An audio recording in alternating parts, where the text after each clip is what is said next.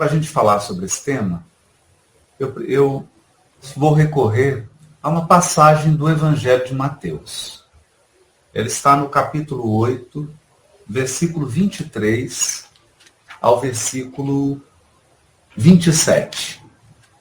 E o tema é tão importante, ele é tão profundo, que eu não vou ler nem tradução. Eu estou aqui na minha frente com o texto em grego. Porque eu quero ser muito cuidadoso com as palavras. Muito cuidadoso com as palavras. Então, nós temos nessa lição aqui, em que Jesus entra no barco, os discípulos seguem pelo grande lago da Galileia, o lago de Genezaré, que era tão grande que na época era chamado de Mar da Galileia, que ele realmente as dimensões são grandes.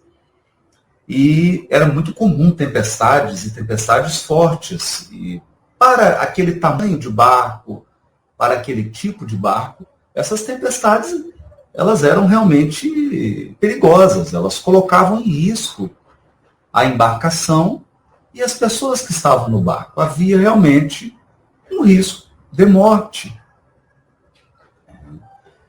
Mas há alguns detalhes que eu queria chamar a atenção na leitura da passagem. Então vamos ser cuidadosos. Eu vou começar, para quem está anotando então, é Mateus capítulo 8, versículo 23.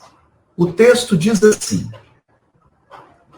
e tendo ele embarcado no barco, ele quem? Jesus. Então, o versículo começa dizendo que o mestre entrou no barco. Foi ele que tomou a iniciativa de entrar no barco. Não havia ninguém no barco. Ele tomou a dianteira. O primeiro a embarcar foi Jesus. E é importantíssimo porque, na minha percepção, esse é o versículo que vai definir toda a passagem. Nós sabemos qual que é a história, né? Não adianta eu fazer mistério, porque todo mundo sabe que vai acontecer uma tempestade e que Jesus vai acalmar a tempestade. Então todo mundo já sabe o final da história. Não adianta eu fazer mistério. Vai ocorrer uma tempestade, a água vai começar a entrar no barco, um risco desse barco afundar, os discípulos de Jesus vão ficar com muito medo e o mestre vai acalmar a tempestade, falando com o vento e com as ondas e com as águas. Então, essa é a passagem, essa história nós já sabemos. Mas importante aqui é dizer que o primeiro a entrar no barco, quem tomou a iniciativa de entrar no barco, foi Jesus. E aí o versículo continua. E os seus discípulos seguiram a ele. Então, vamos tentar visualizar a cena. Fecha os seus olhos, imagina um barco pequeno, um barco de pescador. É um barco que cabe ali 10 pessoas, 15. Barco pequeno. O mestre entra no barco e em seguida os discípulos vêm atrás dele e o seguem. Isso nos leva a pensar uma coisa. Jesus é o Cristo que dirige o nosso planeta. Ele é aquele espírito no mais alto grau da pureza. Ele já ocupa a hierarquia dos Cristos. Quem quiser estudar mais sobre isso, basta ler a Revista Espírita de 1868, do mês de fevereiro. Lá, em diversas mensagens, que Kardec catalogou sob o título Os Messias do Espiritismo, lá São Luís, Lamennais, Lacordaire vão explicar a Allan Kardec o que é um Cristo. E eles explicam que um Cristo é aquele espírito que chegou ao mais alto grau da escala dos espíritos puros. Então não é a nossa escala. Espíritos imperfeitos, bons espíritos, espíritos superiores ou espíritos puros. Não é essa escala. É depois de chegar a espírito puro, tem uma outra escala evolutiva e no topo dessa outra estão os Cristos. E lá, os espíritos esclarecem a Kardec. Quando um ser chega a essa hierarquia espiritual, ele se torna infalível, mesmo quando encarnado. Mesmo encarnado, ele não comete mais equívocos. Por quê? Porque ele já está em absoluta comunhão com Deus. Absoluta comunhão com o Criador. Portanto, ele comunga com a inteligência infinita, ele comunga com o amor supremo do universo. Ele tem uma conexão direta e permanente. E isso lhe dá um poder assombroso que nós, seres humanos, não temos estrutura para compreender. Nós não temos cognição para entender o que é um Cristo. É como uma formiga tentar estudar um ser humano. Não tem como. Ela não tem estrutura para isso. Portanto, esse Cristo, que é Jesus, formou o orbe.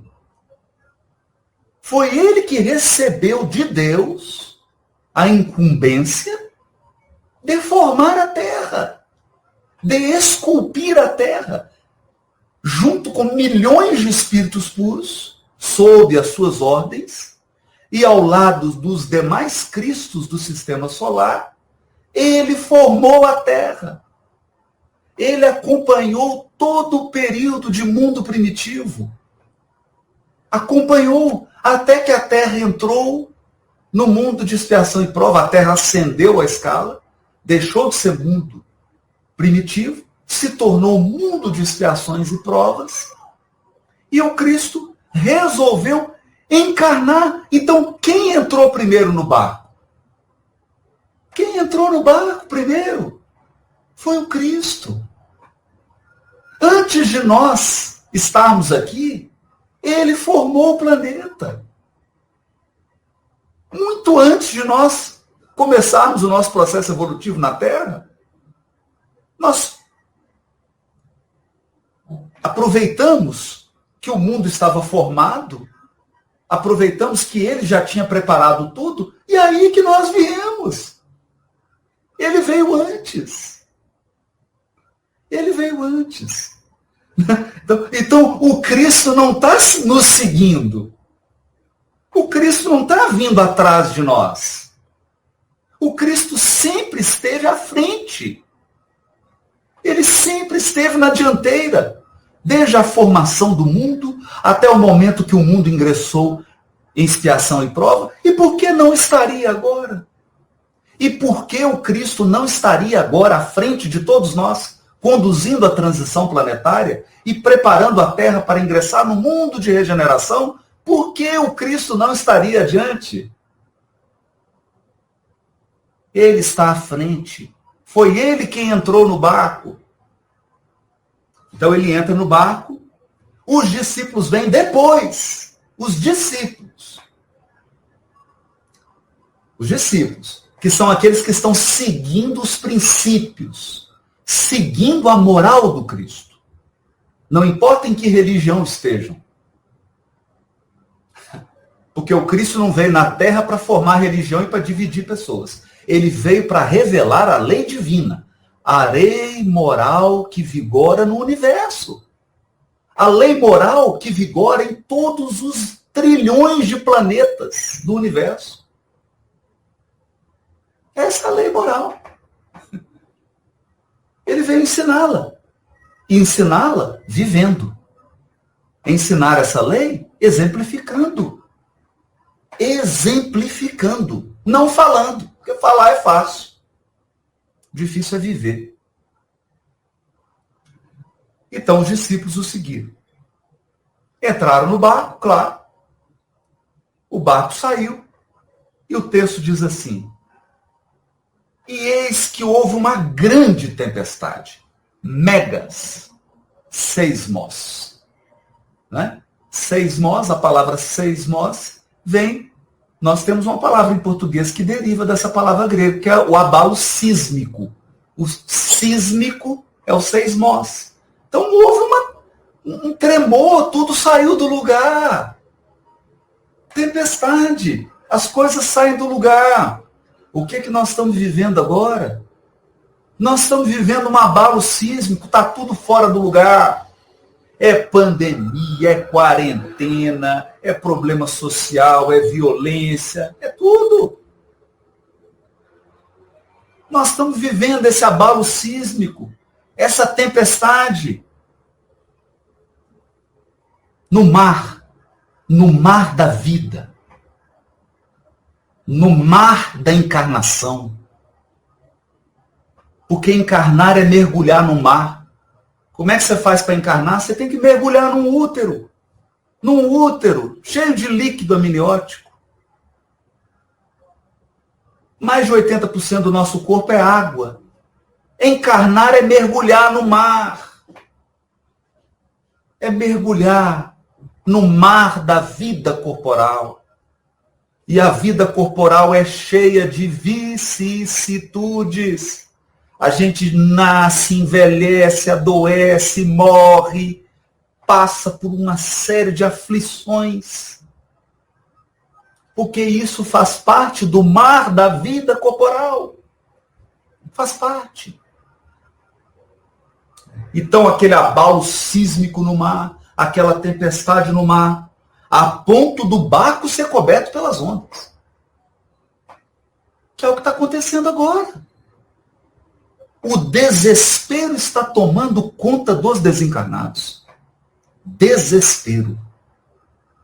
Desespero é aquele sentimento em que eu não vejo saída, em que eu acredito que tudo é um caos, que tudo vai dar errado, que não tem mais solução. Isso é desespero. Total desespero. E o Cristo? E o Cristo?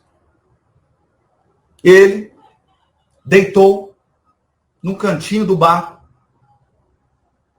e dormia. O Cristo entrou primeiro no barco, foi para o cantinho e dormiu durante a tempestade. Qual o simbolismo disso? Qual o simbolismo? O que está querendo dizer aqui? Então, aqui está nos transmitindo uma lição muito importante. A lição de que, nos momentos de desafio, de expiação e prova, os benfeitores espirituais não podem assumir a condução da nossa vida. Eles não podem passar pela prova por nós. Não existe substituto para viver a prova por você. Não existe. Não é? Então, nós temos que encarar os nossos desafios, as nossas expiações. Então, o Cristo se apaga. O Cristo se apaga. O Cristo supervisiona. O Cristo observa.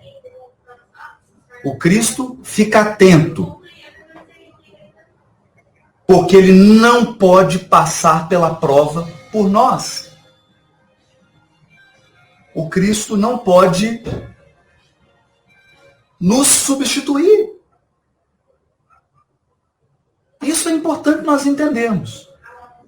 E agora eu vou ler uma mensagem do Emmanuel que vai nos esclarecer isso. A mensagem se chama a prece.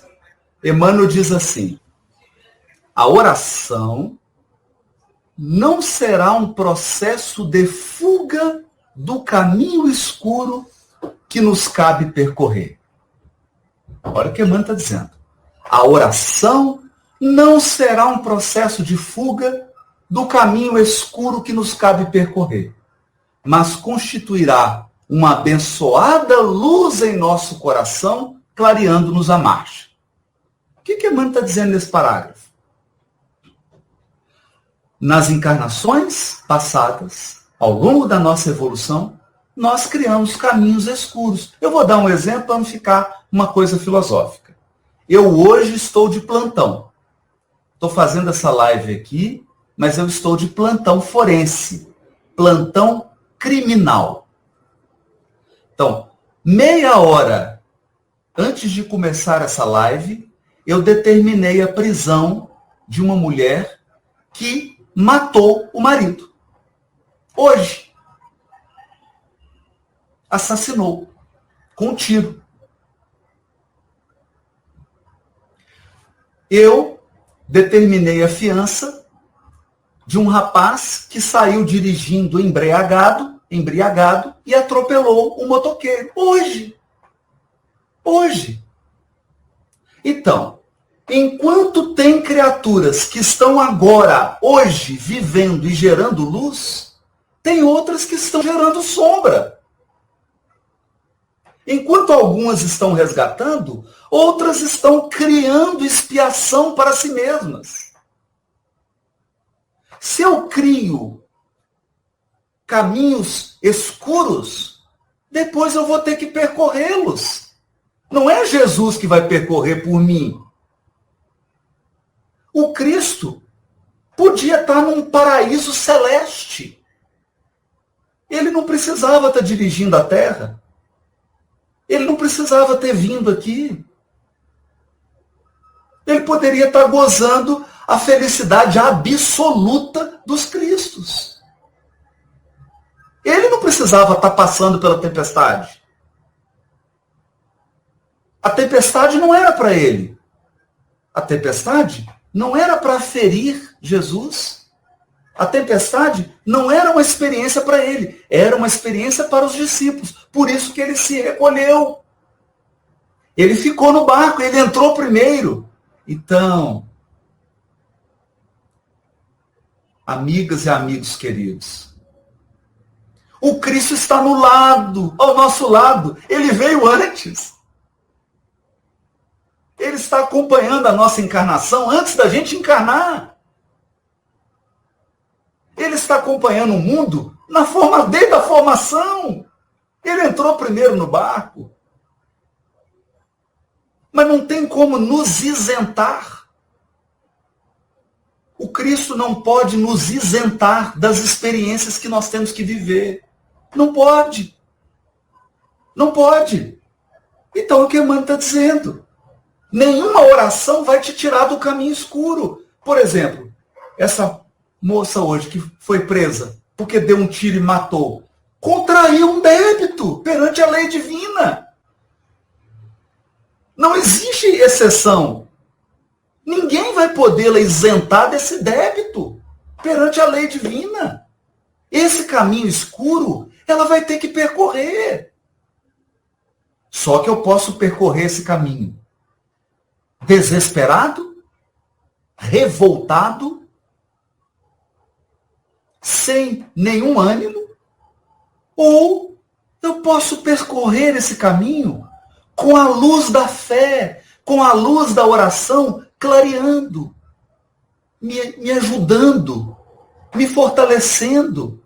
São duas maneiras de percorrer, mas Deus não vai me isentar. Aí Emmanuel continua. Não representará uma porta de escape ao sofrimento regenerativo de que ainda carecemos. Mas a oração expressará um bordão de arrimo, um cajado para você segurar. Então, os sofrimentos regenerativos não serão afastados. Mas nós podemos receber um bordão um cajado para a gente se apoiar, para a gente não cair. Não será privilégio que nos exonere da enfermidade retificadora, ambientada em nosso próprio templo orgânico, pela nossa incúria e pela nossa irreflexão no abuso dos bens do mundo. Entretanto, a prece comparecerá por remédio balsamizante e salutar, que nos renove a energia em favor da própria cura. Então, a oração, a presença de Jesus não vai nos isentar das enfermidades que nós mesmos geramos. Não é? E aí Emmanuel conclui assim: ainda mesmo que te encontres no labirinto quase inextricável das provações inflexíveis, olha isso, labirinto quase inextricável das provações inflexíveis, ainda mesmo que a tua jornada se alongue sob o granizo da discórdia e da incompreensão, em plena sombra, cultiva a prece, com a mesma persistência a que te induzas na procura diária da água para a sede e do pão para a fome do corpo. Busca a prece igual você busca a água, igual você busca a comida todo dia. Mesmo que você esteja numa profunda tempestade, na dor, a prece será o divino consolo. Na perturbação, ela constituirá uma bússola. Bússola. Porque na tempestade, a única coisa que você não pode fazer é perder o rumo. É perder o rumo. É perder sua bússola. E a prece te ajuda. Não ouvides que a permanência na terra é uma simples viagem educativa de nossa alma, no tempo e no espaço. A permanência na terra é uma simples viagem. Porque todos estão acompanhando aqui, todos nós temos o bilhete da vinda e temos o bilhete da volta. Todos nós vamos voltar. O que são 70, 80, 90, 100 anos? Isso passa voando. Voando, voando. Nós não podemos esquecer, isso aqui é uma viagem breve. Estar encarnado é uma viagem breve. Tudo que nós estamos vivendo aqui na encarnação é provisório. Tudo, até o seu corpo físico. Tudo é provisório. Então, por que encarar como se fosse definitivo? E não te esqueças de que somente pela oração descobriremos cada dia o rumo que nos conduzirá de retorno aos braços amorosos de Deus. E foi o que aconteceu. Jesus dormiu no barco por quê? Porque os discípulos precisavam ser fortes. Jesus não pode enfrentar a tempestade. Jesus não pode viver as minhas expiações, as suas. Não é ele que vai passar pelas provas que nós temos que passar. Ele fica do lado observando. E aí o que aconteceu? Os discípulos se aproximaram dele e o acordaram. Senhor, salva! Nós estamos morrendo, estamos perecendo. Que é o que está acontecendo. Está acontecendo. Quer dizer, desesperaram. Desesperaram. Aí Jesus levanta e diz para eles: olha a firmeza de Jesus. Eu vou ler aqui. Olha isso. Eu vou ler porque é o texto grego. Ti deiloi este. Por que sois covardes? Essa expressão. Eu não sei se foi Mateus que escreveu assim, mas Porque Jesus tinha umas expressões duras. Ele levantou e falou assim, por que vocês são covardes? E ainda diz assim, oligopistoi. Crentes pequeninos, porque pistoi é o que crê, aquele que tem fé. E oligo é pequeno. Então, é como se fosse assim, pessoas de fé pequena. Por que vocês são covardes? Pequeninos da fé. Olha, que chamada de atenção. Puxou a orelha com amor. Mas Jesus não é só energia. Jesus não é só disciplinador. Jesus não é só aquele que diz a verdade. Jesus também é misericórdia. Então, depois de dar um puxão de orelha, a minha orelha está doendo até agora. Porque sois covardes, pequeninos da fé. E aí, repreendeu os ventos, repreendeu o mar, e houve uma grande calmaria. E as pessoas se maravilharam, dizendo, qual a natureza desse ser, que até os ventos e o mar lhe obedecem? Qual que é a natureza desse ser? Nós sabemos. É um Cristo planetário. É um co-criador em plano maior. Então, aqui uma mensagem bonita, porque tem energia, mas tem misericórdia. Ele chamou atenção, mas acalmou. Acalmou a tempestade. Mas chamando atenção no sentido de quê? A tempestade é para nos fortalecer. As dificuldades que nós passamos na vida corporal é para nos tornar espíritos fortes. Fortes na fé, fortes na coragem, fortes na resistência, fortes na esperança. É para isso. É para isso. Aqueles que fraquejam, aqueles que desesperam, ele vem e socorre. Ele socorre com a sua misericórdia de infinitos modos. De infinitos modos. Então, uma grande lição era o que eu queria compartilhar com toda essa energia, com toda essa convicção, é de que nós não entramos nesse barco primeiro, não. Quem entrou nesse barco chamado Terra, quem está conduzindo as milhares de encarnações nossas é o Cristo. Essa encarnação que nós estamos vivendo agora não é nem a primeira e nem a última. Não é nem a primeira e nem a última. Ele está adiante. Ele está conduzindo. Ele pode. Ele, o Cristo, pode, na hora que ele quiser, acalmar todas as tempestades da nossa vida. Mas se ele fizer isso, como nós vamos aprender? Como nós vamos evoluir?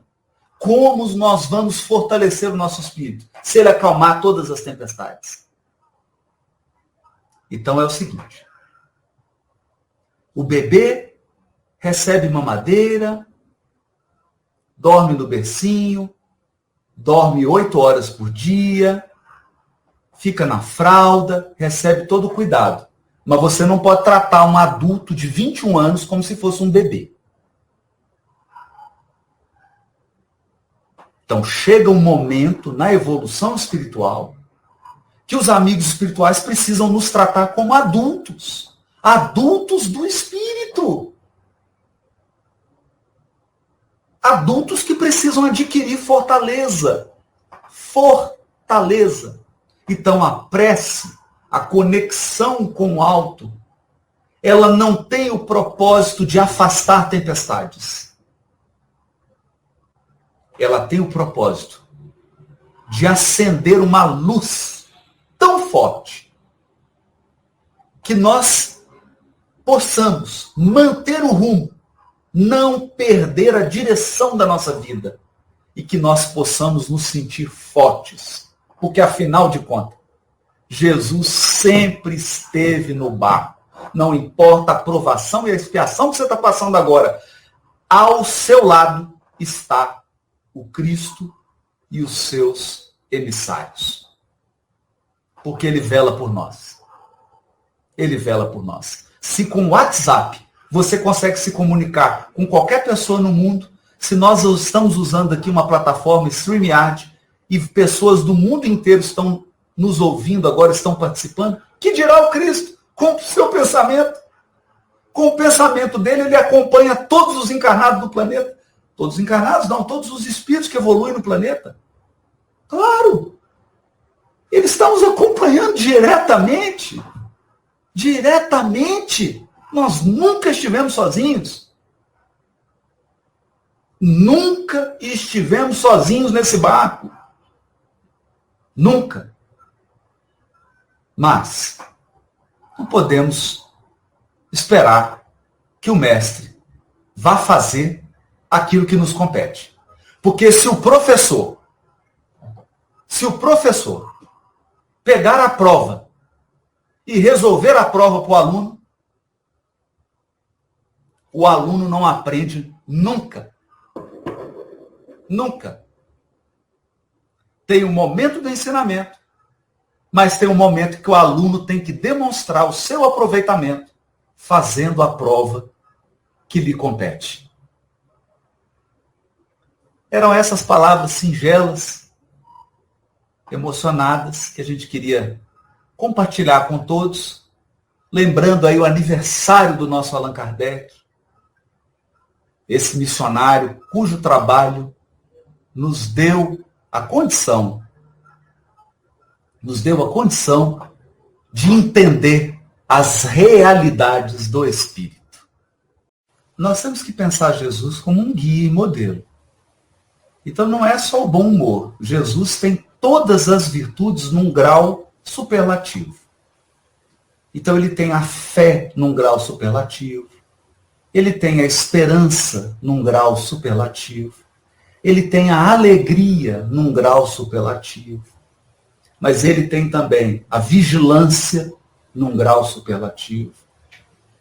Então, quando a gente olha para ele, essas virtudes, coragem, humildade, alegria, bom humor, esperança, fé, estão num grau extraordinário.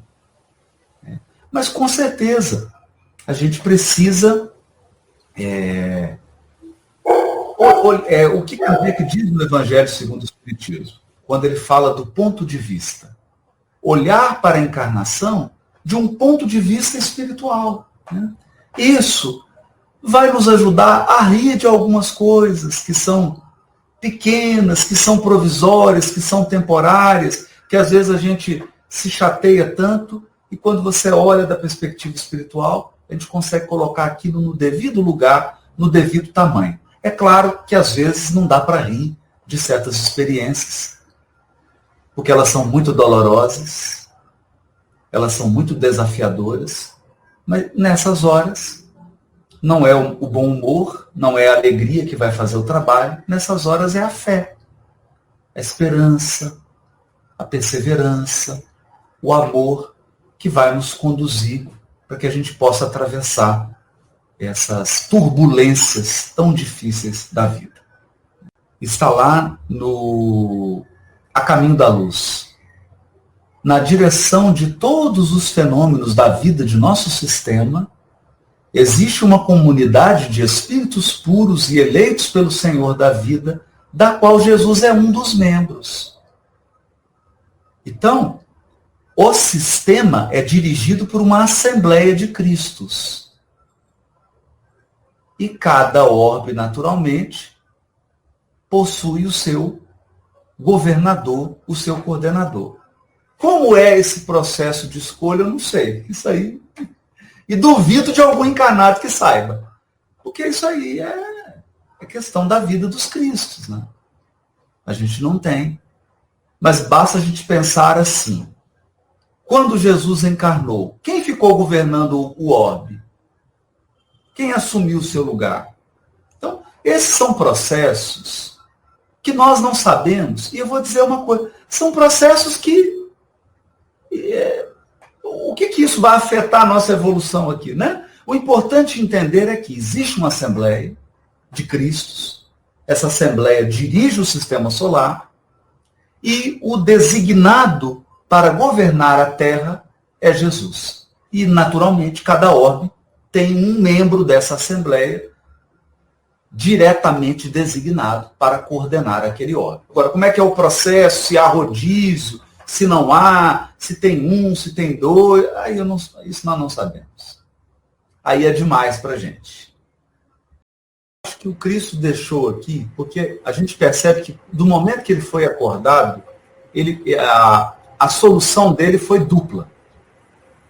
Então, ele esclareceu e depois ele consolou. Então, consolo e esclarecimento. Eu acho que é isso que nos compete.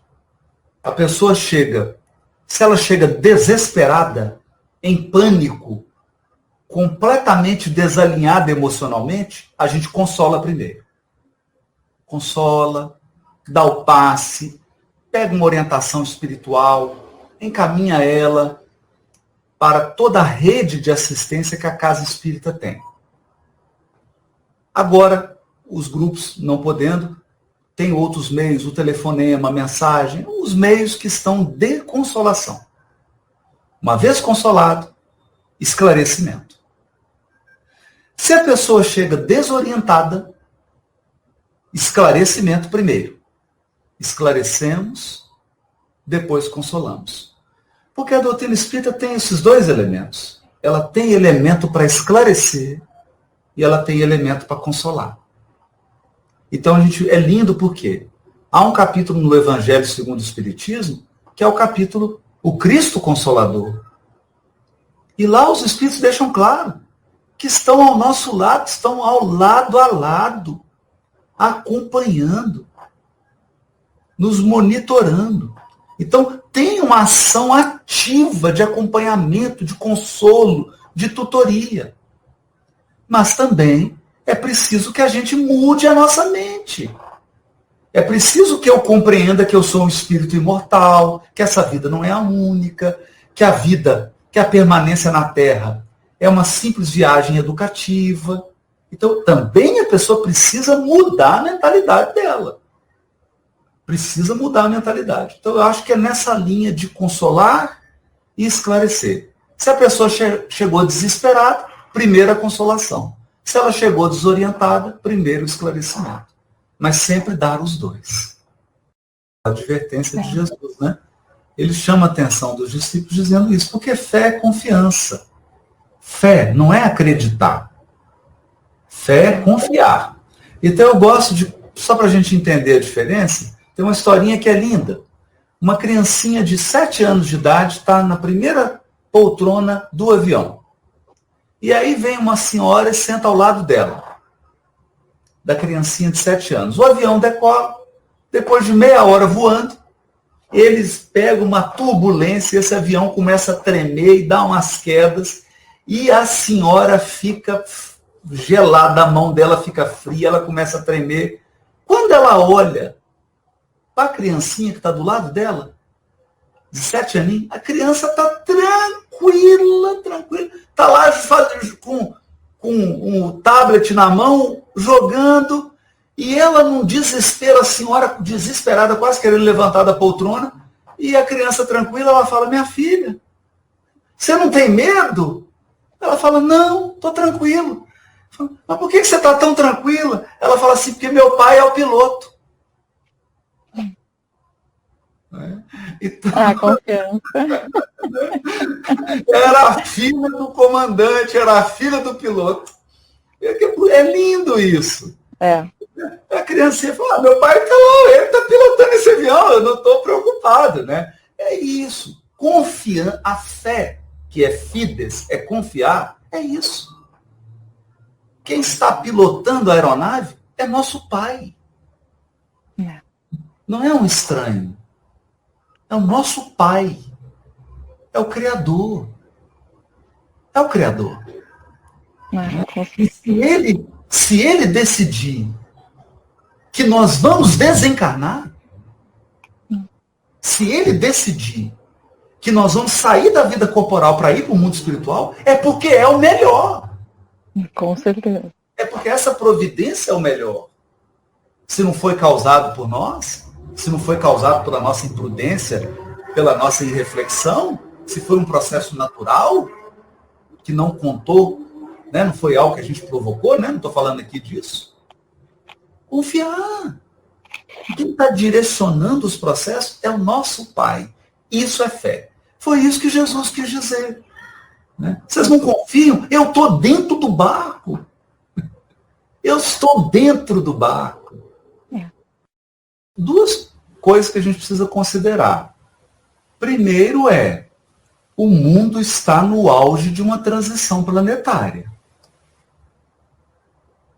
Então, nós imaginarmos que a pátria do Evangelho seria uma ilha paradisíaca em meio à tempestade do mundo, não é justo.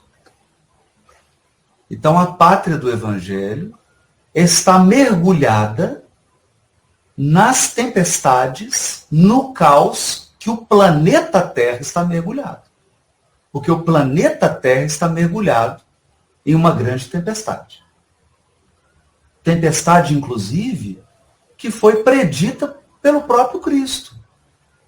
Nós vamos lá no capítulo 25 de Mateus, sermão profético, ele delineou todos esses quadros. E a Terra inteira está vivendo isso. Né? Então, o que significa isso?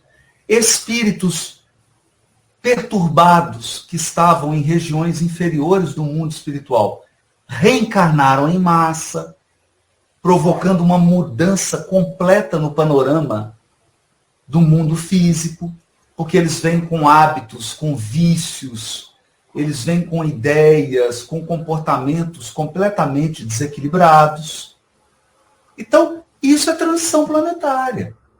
Né? Agora, nós precisamos lembrar o seguinte, quando a gente fala pátria do Evangelho, a gente não pode confundir pátria do Evangelho com Caribe, com ilha paradisíaca. Porque se a gente lê a história do Evangelho, Jesus foi crucificado.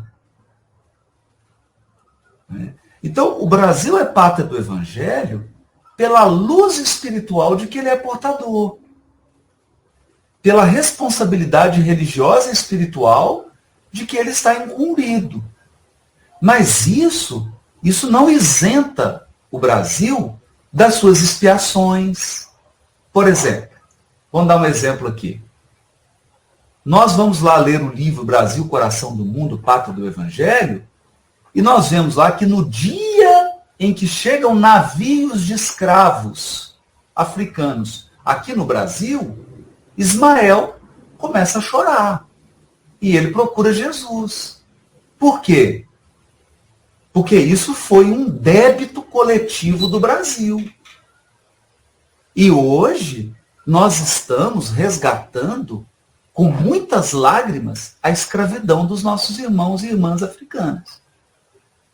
Esse foi um débito terrível do Brasil, que ele está resgatando.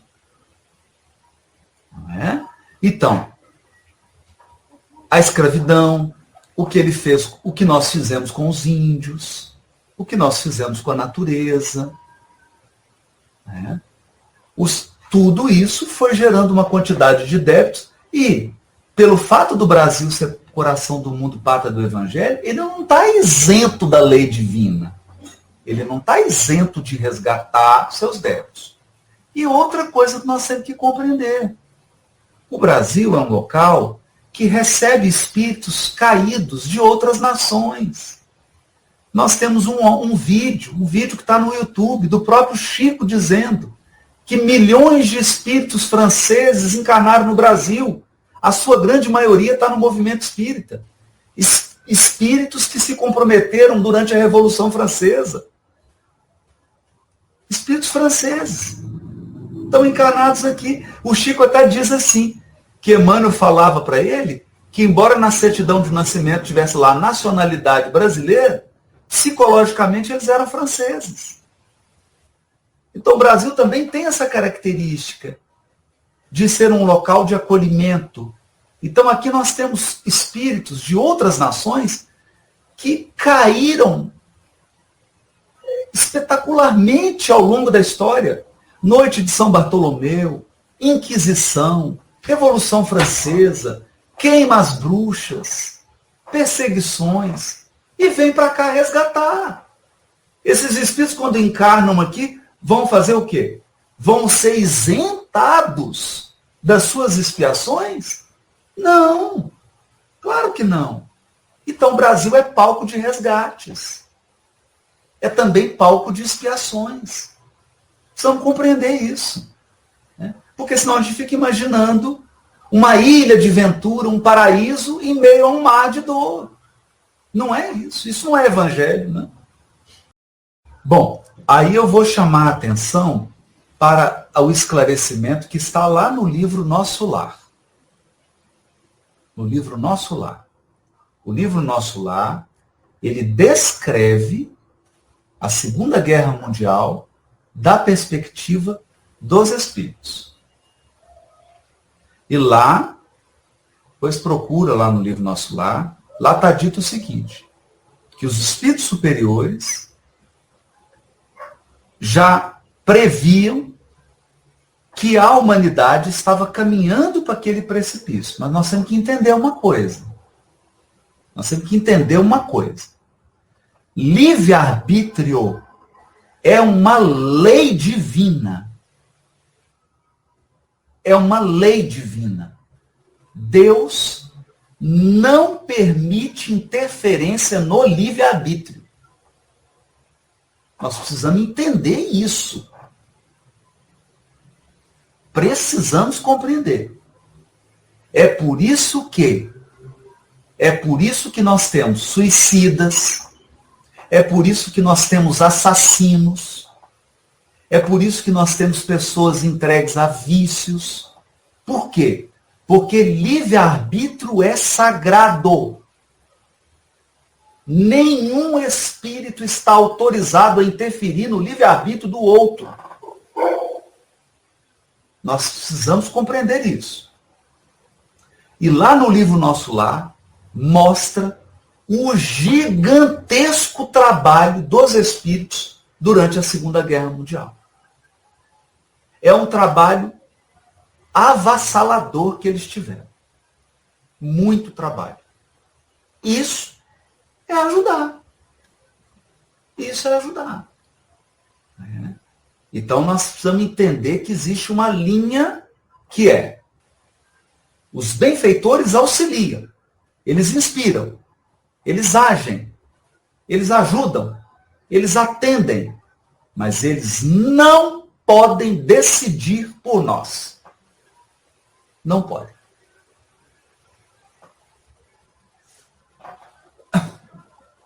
Esse é um princípio da própria justiça, né, Haroldo? Da própria justiça. Porque senão, se um espírito benfeitor decide por mim, se eu cometo, se a decisão for errada, quem que vai resgatar? Quem decidiu. Não, então, a cada um segundo as suas obras.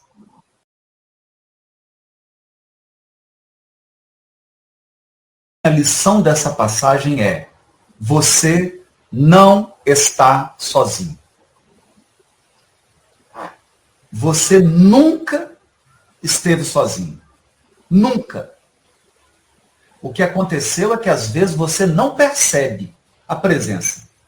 Porque às vezes nós estamos tão mergulhados na revolta, às vezes nós estamos tão mergulhados na rebeldia, às vezes nós estamos tão mergulhados na teimosia, às vezes nós estamos tão mergulhados na tristeza, às vezes nós estamos tão mergulhados no desespero que a gente não percebe a presença espiritual ao nosso lado. Não há ninguém sozinho. Há encarnados mais ou menos sensíveis. E isso é uma decisão. Mas sozinho não tem ninguém. Então a lição dessa passagem é: nunca Jesus saiu do barco. Ele entrou primeiro. Nunca saiu do barco. Então, se a gente pensa isso, isso dá um conforto. Porque eu olho aqui agora e falo, eu não estou sozinho. Eu não estou abandonado. Então, deixa eu ficar tranquilo. Deixa eu colocar a cabeça no lugar para eu tomar boas decisões e confiar que eu estou amparado. É claro, eles não vão me isentar das minhas expiações e das minhas provas, mas eles vão me sustentar. Eles vão me inspirar. Eles vão me fortalecer. Eu acho que essa é a grande lição dessa passagem. Essas são questões, eu digo assim, existem questões, vamos imaginar uma instituição pública. Existem questões que é só do gabinete da presidência. Imagina uma empresa. Existem questões que é só a diretoria que cuida daquilo. Então, existem questões da terra que é só os cristos que sabem e só eles que decidem. A gente não tem acesso a isso. Nós não temos acesso. Uma coisa nós sabemos. Se for necessário, eles vão providenciar. Porque jamais a terra ficará, Deus dará. Por quê? Porque Jesus é muito firme com as suas palavras. Jesus não fala à toa. E ele disse assim, nenhuma das ovelhas que o Pai me confiou se perderá. Olha o que ele disse. Nenhuma das ovelhas que o Pai me confiou se perderá. Então ele não está brincando. Para falar um negócio desse, ele não está brincando. Ele vai fazer tudo o que for necessário. O que ele fará, nós não sabemos. Nós não sabemos. Né? Agora, penso que nós já temos revelação demais, né? Já tem muito. Está faltando assimilação em prática. Não sei se nós estamos precisando de mais revelação. Nós estamos precisando de mais testemunho, de mais exemplo, de mais vivência. Coração implica mudança de hábito, mudança de comportamento. Então, você adquirir ideia é fácil, não é tão difícil. É mais fácil. Mudar comportamento é que é difícil. Mudar padrão de sentimento é muito difícil. Então, isso demanda tempo. E é natural. E evolução é isso. Gente. Evolução espiritual não se dá em 100 anos. Não é assim que é a evolução espiritual. Né? Evolução espiritual se dá ao longo dos milênios. No curso dos milênios. Não tem mágica na evolução. Né? Ninguém num passe de mágica em 50 anos sai de espírito imperfeito para espírito puro. Isso não existe, isso é mágica. O processo de evolução é um processo milenar, de centenas e centenas de encarnações. É um processo demorado. Na verdade, né, Marcelina, a gente sabe muito pouco. Porque o Kardec, no Livro dos Espíritos, essa questão está lá. Se haveria espíritos responsáveis pelos fenômenos da natureza. E eles dizem que sim. Não é? E são, inclusive, espíritos mais materializados. Né? São seres mais materializados, porque por isso essa ligação, né, com os fenômenos materiais. E que, naturalmente, eles estão sob o comando de inteligências superiores. Mas nós sabemos muito pouco disso. Muito pouco. Muito pouco. E tem que tomar cuidado com as literaturas que são meio fantasiosas, né? Porque senão, dependendo da literatura, a gente começa a acreditar em duende, conto de fada, e fica perigoso. Fica muito místico, né? É um processo natural, ordenado. A gente tem um exemplo, está lá no livro Nosso Lar, quando a enfermeira Narcisa, ela desce até a casa de André Luiz. André Luiz está numa imensa dificuldade para aceitar que a ex-mulher, a mulher dele, né, já estava casada novamente, o atual marido dela estava lá doente, e aí a Narcisa chama uma dessas entidades lá, e essa entidade traz um elemento da natureza e Narcisa usa para curar esse esposo daquela que fora mulher de André Luiz. E é uma referência breve e não entra muito em detalhe, né? Então, o que nós temos que entender é o seguinte: tem muita coisa para a gente aprender. Muita coisa. O mundo espiritual é uma ciência. É uma ciência gigantesca. Nós estamos ainda dando os primeiros passos, né? Os primeiros passos. Mas uma coisa é certa. O que é mais importante, os Espíritos disseram. O que é mais importante para nós agora. O que é importante a gente saber agora para a gente evoluir. E essas informações eles nos deram. Mas há ainda um oceano de coisas para a gente aprender, para a gente pesquisar. Esse tema é uma dessas matérias que nós temos muito que aprender ainda. Não foi em vão que os Espíritos chamaram a doutrina espírita de o Consolador Prometido. Jesus não prometeria um Consolador se não viessem desafios, dificuldades. Você não promete consolação para alguém que vai para uma festa onde só tem alegria. Então, quando Cristo prometeu um outro Consolador, quando os Espíritos disseram a Kardec que a doutrina espírita era o Consolador prometido, é porque eles estavam prevendo esse momento que nós estamos vivendo agora. Então, na doutrina espírita, estão todos os recursos da consolação. Então, eu vou dizer bem simples, de uma maneira bem singela. Pega o Evangelho segundo o Espiritismo, coloca debaixo do seu braço e anda com ele. Lê ele 100 vezes, de trás para frente. O Evangelho segundo o Espiritismo. Anda com ele debaixo do braço. Os elementos de consolação estão ali naquela obra.